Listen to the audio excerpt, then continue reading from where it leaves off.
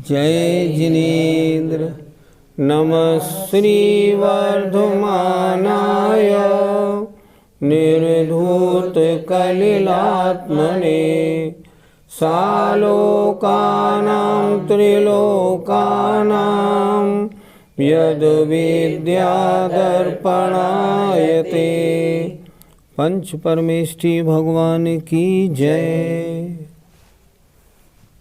आचार्य समंत भद्र महाराज ने श्रावकों के लिए सर्वोत्कृष्ट आचार का वर्णन कर दिया। आचरण का पूरा वर्णन पूरा हो गया। अब अंतिम मंगल भगवान से प्रार्थना उस स्वरूप 4 लाइन ये लिख रहे हैं। सुंदर 4 लाइनें हैं, देख लेते हैं। आइए, आज अंतिम दिन है आपके रत्करण श्रावकाचार्य की पाठशाला का। सुखयतु सुख भूमि कामिनं कामिनीव। सुखयतु सुख भूमि कामिनं कामिनीव। सुतमिव जननी मां शुद्धशीला भुनक्तु। सुतमेव जननी मां शुद्धशीला भुनक्तु। कुलमेव गुणभूषा कन्यका सम्पुनीता। कुलमेव गुणभूषा कन्यका सम्पुनीता। जिनपति पद पद्म प्रेक्षिणी दृष्टिलक्ष्मीः। जिनपति पद पद्म प्रेक्षिणी दृष्टिलक्ष्मी। एक साथ बोले, सुखयतु सुख भूमि कामिनं कामिनीव।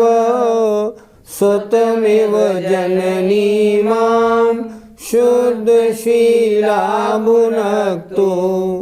कुलमेव गुणभूषा कन्यका सम्पुनीता। जिनपति पद पद्म प्रेक्षिणी दृष्टिलक्ष्मीः। आइए, अंतिम मंगल रत्करण श्रावकाचार्य की संपूर्णता हो रही है। आचार्य क्या लिख रहे हैं? सबसे नीचे वाली पंक्ति पहले देखें। जिनपति जिनेन्द्र भगवान के चरण कमलों को दर्शन करने वाली। फिर देखें, जिनेन्द्र भगवान के चरण, पद माने चरण, पद्म माने कमल को देखने वाली, दर्शन करने वाली दृष्ट लक्ष्मी ही, ये सम्यक्त रूपी जो लक्ष्मी है, ये मुझे क्या करे? सुखयतु, सुखी करे। भुनक्तु, मेरी रक्षा करे। संपुनीता, मुझे पवित्र करे। बहुत सुंदर लिखा है। फिर एक बार देखें। जिनेन्द्र भगवान के, जिनपति माने जिनेन्द्र भगवान के चरण कमलों को प्रेक्षिणी माने देखने वाली सम्यक दर्शन रूपी लक्ष्मी मुझे सुखी करे, मेरी रक्षा करे और मुझे पवित्र करे। सुखी कैसे करे? जैसे सुख की भूमि, अर्थात जैसे कामिनम कामिनीव, अर्थात कामी पुरुष को स्त्री की तरह सुखी करे। जैसे कामी पुरुष को अगर स्त्री की प्राप्ति हो जाए तो कितना सुखी होता है, उसी तरह मुझे धर्म की प्राप्ति करनी है, सम्यक्त रूपी लक्ष्मी मुझे उसी प्रकार सुखी करे। दूसरा, मेरी रक्षा कैसे करे? जैसे कोई शुद्ध आचरण वाली माँ अपने बेटे की रक्षा करती है, शुतम एव, बेटे की तरह ये सम्यक्त रूपी लक्ष्मी मेरी रक्षा करे, भुनक्तु। तीसरी, मुझे पवित्र करे। कैसे पवित्र करे? जैसे गुण से विभूषित कोई कन्या कुलम एव, दोनों कुलों को विभूषित करती है, पवित्र करती है, ऐसे ही सम्यक्त रूपी लक्ष्मी मेरी आत्मा को पवित्र करे। फिर एक बार देखें, बहुत सुंदर लिखा है। भगवान के चरण कमलों को देखने वाली ये सम्यक दर्शन रूपी लक्ष्मी मुझे सुखी करे। जैसे कामी पुरुष को स्त्री सुखी करती है, ये लक्ष्मी सुख की भूमि है, इसलिए मुझे सुखी करे। ये सम्यक्त रूपी लक्ष्मी मेरी रक्षा करे।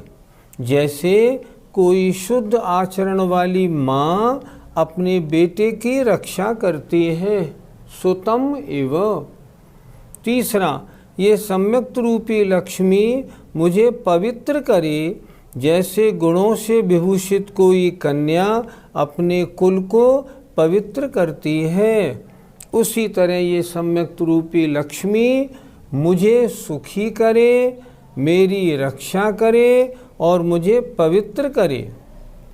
सुखी करे का मतलब मुझे मोक्ष की प्राप्ति कराए। अनंत काल से मैं संसार में भ्रमण कर रहा हूँ, दुखों को पा रहा हूँ। अब ये सम्यक्त रूपी लक्ष्मी मेरे उन दुखों का नाश करके मुझे सुखी बनाए। रक्षा करे, किससे करे? मेरे जो विभाव परिणाम हैं, जो अभी तक मुझे अनंत काल से संसार में भ्रमण करा रहे हैं, उनसे मेरी रक्षा करे। तीसरी बात, मुझे पवित्र करे, अर्थात मेरी आत्मा को मोक्ष स्थान में पहुंचा के कर्म कलंक से रहित बनाए। एक बार फिर देखें, बहुत अच्छा श्लोक है।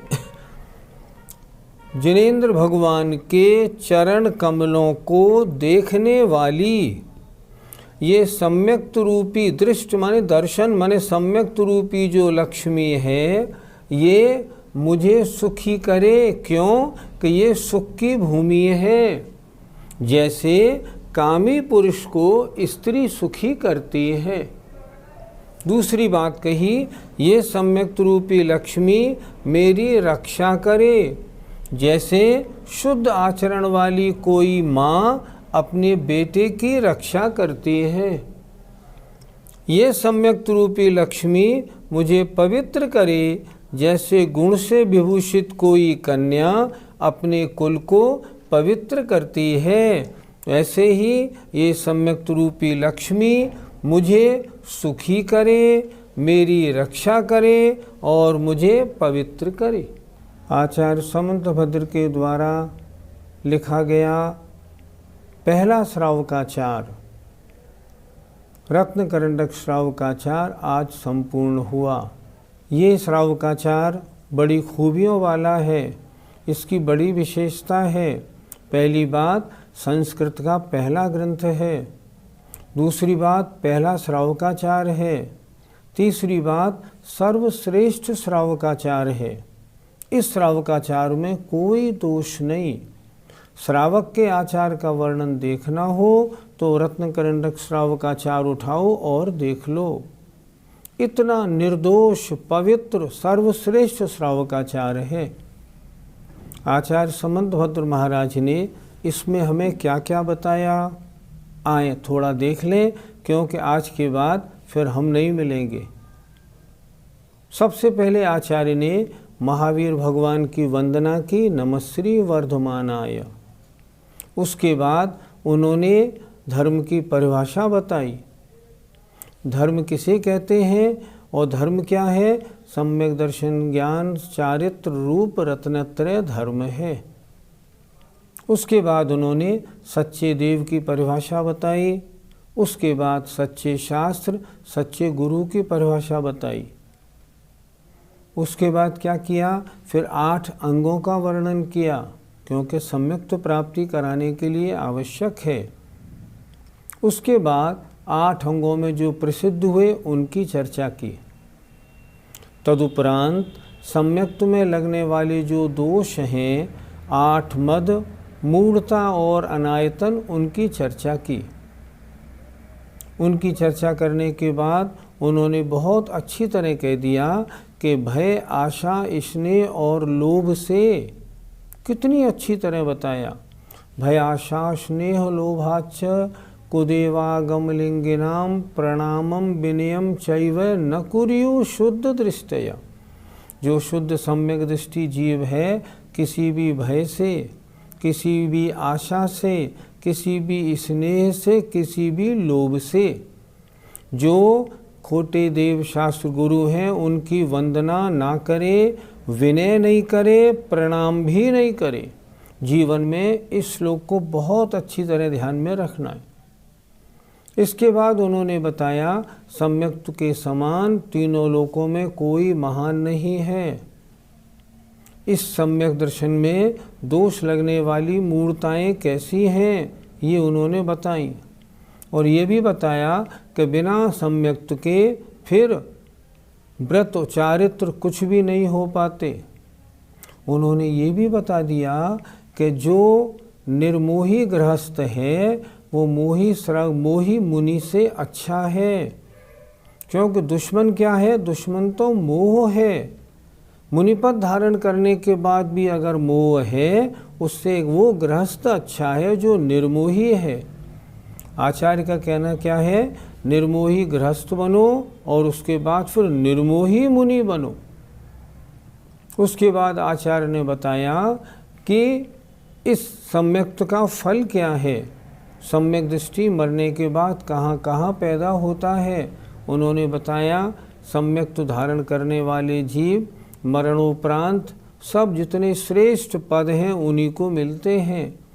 ऊंचे स्वर्गों में इंद्र बनते हैं, चक्रवर्ती आदि पदों को धारण करते हैं, तीर्थंकर बनते हैं और मोक्ष को प्राप्त करते हैं। इस प्रकार पहले अधिकार में सम्यक्त के बारे में बहुत सुंदर बताया। सम्यक्त का इतना अच्छा वर्णन मेरे ख्याल में किसी आचार्य ने किसी ग्रंथ में नहीं किया है।